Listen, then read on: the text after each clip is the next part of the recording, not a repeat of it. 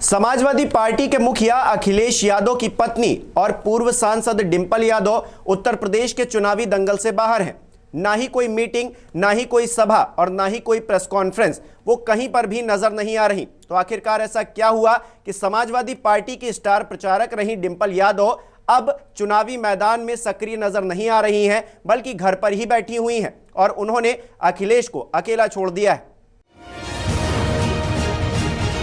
आपने आखिरी बार यूपी के सीएम रह चुके अखिलेश यादव की पत्नी और पूर्व सांसद डिंपल यादव को कब और कहां देखा था?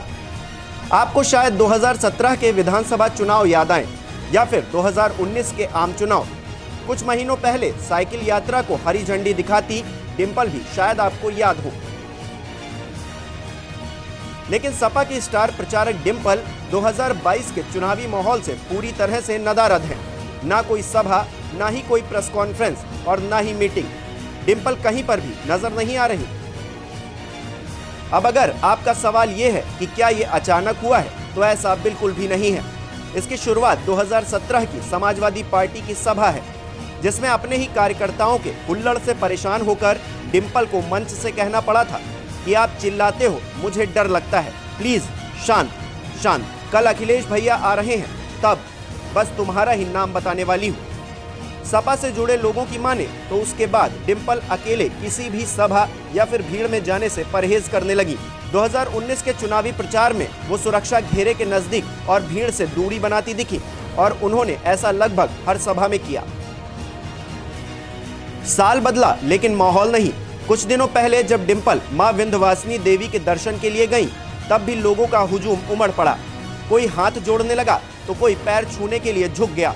भीड़ से ये आवाज भी आई कि भैया से मिलवा दीजिए, दर्शन करा दीजिए। हालांकि सिर्फ समाजवादियों का ही नहीं, बल्कि पब्लिक का भी क्रेज हुआ करता था जब डिंपल अखिलेश के साथ प्रचार करने निकलती थी। लेकिन अब हालात उलट हैं। 2022 के चुनाव में अखिलेश पूरी लड़ाई अकेले ही लड़ रहे हैं। कहा यह जा रहा है कि ना तो डिंपल ऐसी सभाओं में जाने की इच्छुक हैं और ना ही अखिलेश उन्हें भेजना चाहते भी हैं। 5 अगस्त 2021 को डिंपल यादव ने आखिरी बार कन्नौज में जैनेश्वर जयंती के दिन साइकिल यात्रा को हरी झंडी दिखाई थी। इससे पहले करीब 2 साल तक वो ना तो किसी सभा, ना प्रेस कॉन्फ्रेंस में गई और ना ही महिलाओं से जुड़े किसी कार्यक्रम में भाग लिया, मानो अघोषित संन्यास ही ले लिया हो। इससे पहले लोकसभा चुनाव 2019 में डिंपल ने खुद चुनाव लड़ते हुए 8 रैली व सभाएं की थी। 9 मार्च 2018 को जया बच्चन के राज्यसभा नॉमिनेशन के टाइम भी डिंपल उनके साथ मौजूद थी।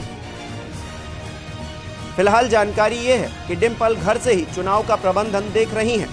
सोशल मीडिया में कब क्या कैसे जाना है, इस पर लगातार उनकी निगाहें हैं। महिला मोर्चा की कमान भी उन्हीं के हाथों में है और प्लानिंग फीडबैक में उनका अहम रोल है।